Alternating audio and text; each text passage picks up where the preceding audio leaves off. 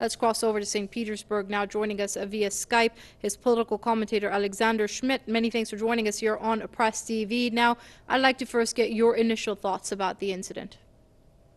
Well, I think it was definitely a terror attack, because the government has just offered several different versions, including like a criminal version, which I don't think is plausible at all. So this is definitely a terrorist attack. And, everybody suspects that this was done by Islamic terrorists, like the kind of people that Russia is fighting against in Syria. Well, can you expand and elaborate a bit more on why you think it must be a terrorist attack? Well, they found first of all, there are two explosions at two different metro stations. That's Technological Institute and Sennaya Square. And these are some of the busiest stations of the St. Petersburg metro. And just a few minutes ago, I mean, like literally half an hour ago, the Federal Security Service has announced that they found another explosive device at Plosh-chad metro station, which is maybe the busiest metro station of St. Petersburg. It has 3 exits, and one of them leads to the Moscow train station.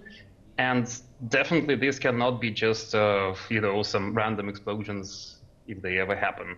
Indeed. Now, we do know that Russian President Vladimir Putin is currently in St. Petersburg. Do you think that the attack was coordinated such that it would happen at a time when Putin was there? I'm pretty certain about it. So it was definitely timed to coincide with Putin's visit to St. Petersburg in order to show the population that even when the president is in the town, they cannot be safe from terrorist attacks.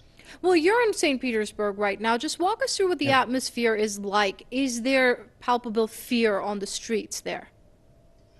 Well, the people are concerned, and I've got lots of calls from my friends, and we connect via Skype and on the internet, but generally I can say that there's like some kind of overwhelming fear.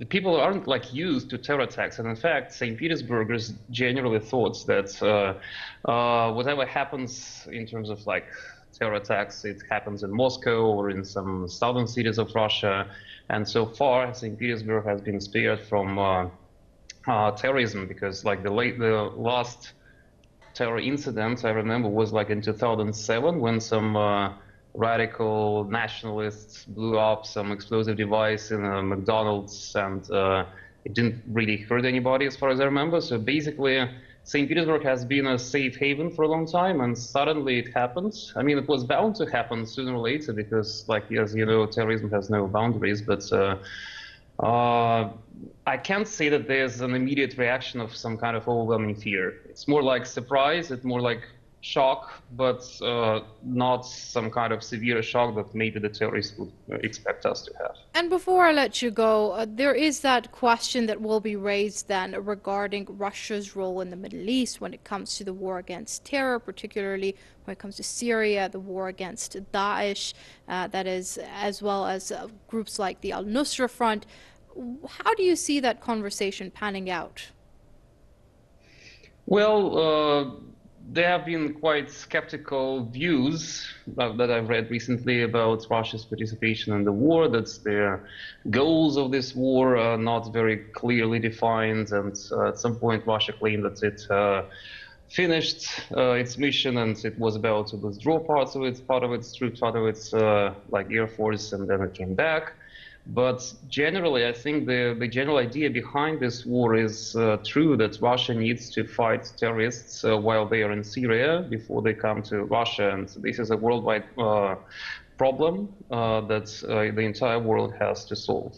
All right, let's leave it there for now. That's political commentator Alexander Schmidt joining us via Skype from St. Petersburg.